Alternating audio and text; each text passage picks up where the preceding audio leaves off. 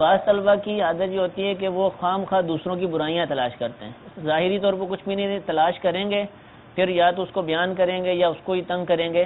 تو یہ عادت کیسی، اس کی کیسے جان چھڑائی جائے؟ ہاں، عیب جوئی جو ہے یعنی تجسس، یہ تو نص قطعی قرآنی کی روح سے حرام ہے.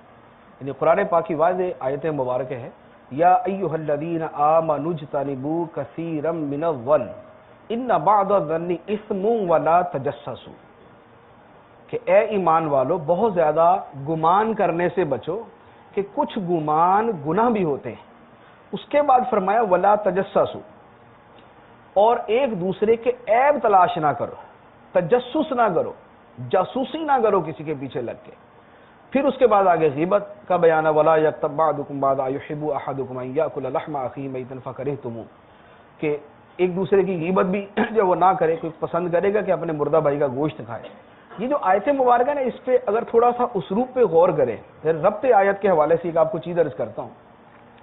پہلی بات فرمائی کہ بدگمانی نہ کرو، کیونکہ جب کسی کے بارے میں ذہن بن جاتا ہے نا کہ کچھ تو گڑبڑ ہے بھائی، پھر آدمی کہتا ہے تلاش کرو، جاسوسی کرو، ذرا ہے کیا، اصل معاملے تک پہنچنا ہے.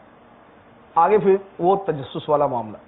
اب جب تجسس کر کے یا جاسوسی کر کے جب آدمی کو کوئی عیب مل جاتا ہے پھر اس کو بیان کرتا ہے، یہ ہوگی غیبت. جس ترتیب کے ساتھ بندہ گناہ کرتا ہے اللہ تعالیٰ نے اسی ترتیب کے ساتھ سمجھا دیا. پہلا فرمایا کہ بدگمانی ہی نہ کرو تم. اچھا، اب کسی نے کر لی تو اب دل میں وہ ایک داعیہ پیدا ہو گیا تجسس کا کہ یار اب اصل حقیقت تک پہنچو. تو اللہ نے فرمایا نہیں، ولا تجسس. اگر پہلا معاملہ ہو گیا تو دوسرا نہ کرو.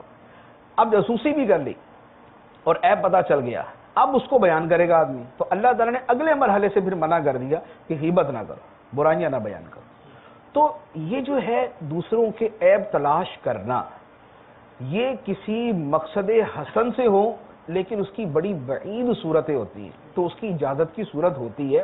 لیکن اکثر و بیشتر صورتیں عمومی طور پر طلباء کے حوالے سے وہی ہے کہ وہ ناجائز.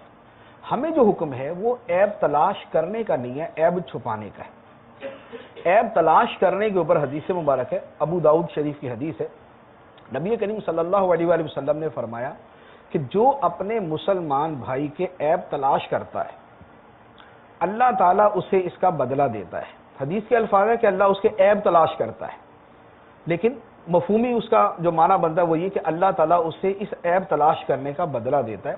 اور جسے اللہ تعالیٰ یہ بدلہ دے کہ عیب تلاش کرنے کا بدلہ اسے دے اللہ تعالیٰ، تو اللہ تعالیٰ اسے ذلیل و رسوا کر دے گا اگرچہ اپنے گھر کے اندر بیٹھا ہوگا. تو یہ ضروری نہیں ہے کہ زمانہ تعلیم کے اندر ہم نے دوسروں کی برائیاں جو ہے وہ تلاش کی تھی تو اب زمانہ تعلیم میں ہی ہم بھی بدنام ہوں. یہ ضروری نہیں. ہو سکتا ہے اس کا بدلہ 10 سال کے بعد جا کے ملے، جب آپ کسی منصب کے اوپر بیٹھے ہوئے اور آپ کسی مرتبے پر پہنچے ہوئے اور آپ کو ایک عہدہ اور مقام حاصل ہو چکا ہے. لیکن وہ جو وعید ہے کہ جو مسلمان کے عیب تلاش کرتا ہے اللہ تعالیٰ اسے اس کا بدلہ دیتا ہے، اور جیسے اللہ تعالیٰ اس کا بدلہ دیتا ہے اسے اس کے گھر میں بیٹھے بٹھائے ذلیل و رسوا کر دیتا ہے. اچھا، اب دوسری حدیث میں ہمارا بخاری شریف کی حدیث ہے، مشہور الفاظ آپ نے سنے ہوں گے، من ساترہ مسلمن ساترہ اللہ یوم القیامہ، کہ جو اپنے مسلمان بھائی کی پردہ پوشی کرتا ہے، اس کا عیب چھپاتا ہے، اللہ تعالیٰ قیامت کے دن اس کی برائیوں کو چھپائے گا. تو یہ کسی کا عیب پتہ چل بھی جائے تو پتہ چلنے کے بعد بھی چھپانا چاہیے. اسی طرح کی اور حدیث مبارک ہے، وہ بھی ابو داؤد شریف کی حدیث ہے.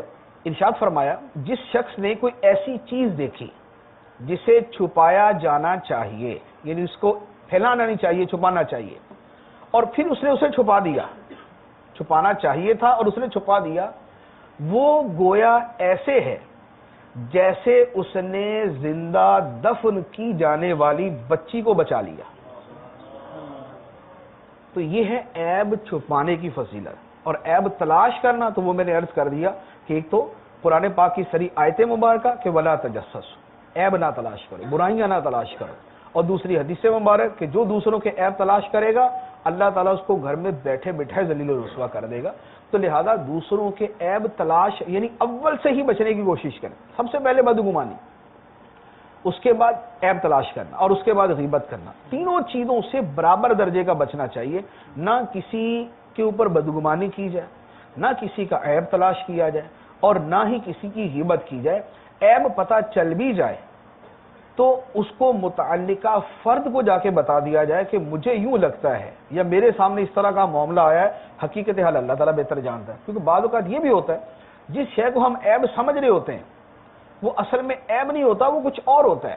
یعنی ہر معاملے میں کوئی غلطیاں ہوتی ہیں، بدیہی طور پہ لگتا ہے کہ یہ غلط ہے، لیکن بعض اوقات وہ واقعی غلطی نہیں ہوتی، اس کے پیچھے کوئی اور معاملہ ہوتا ہے. حقیقت حال سامنے آتی ہے تو پتہ چلتا ہے کہ نہیں بھائی محمل حسن کے اوپر محمول کیا جا سکتا تھا. تو اعلیٰ حضرت نے جو فرمایا کہ مسلمان کے فعل کو محمل حسن پر محمول کرنا حتی الامکان واجب ہے.